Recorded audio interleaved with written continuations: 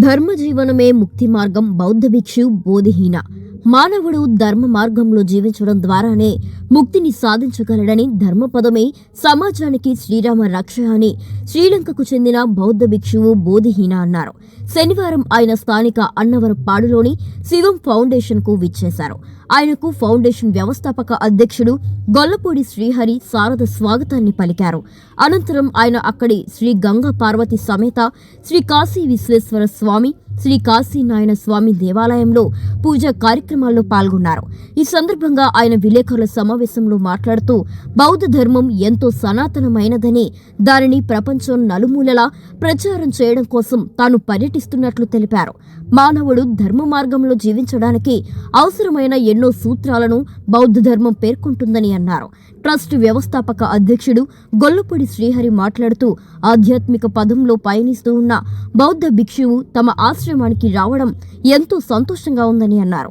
నగర అభివృద్ధి కమిటీ అధ్యక్షుడు మారెళ్ల సుబ్బారావు మాట్లాడుతూ శివం ఫౌండేషన్ ద్వారా నిత్యం అనేక మంది అనాథులకు అన్నదాన కార్యక్రమం జరుగుతుందని, మన ధర్మాలు సైతం అన్ని దానాలలోకి అన్నదానం మిన్నా అని పేర్కొన్నారు.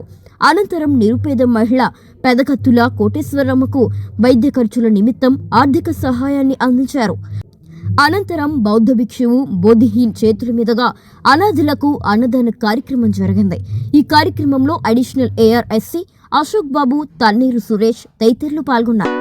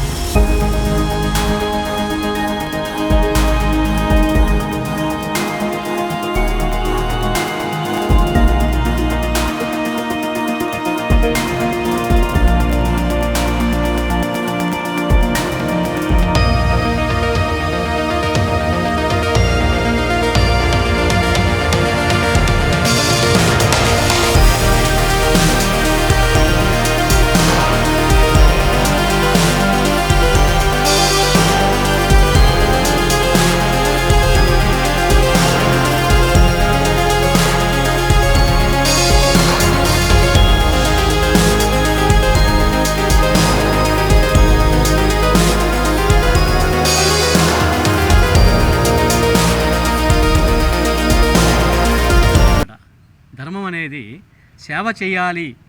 ఒక మనిషి అనాథ చనిపోతే అయ్యో ఇతను నా తండ్రి చనిపోయాడనే భావంతో ఎవరైతే సేవ చేస్తారో ఆ సేవా గుణమే సనాతన ధర్మం అని నేను ముఖ్యంగా భావిస్తున్నాను.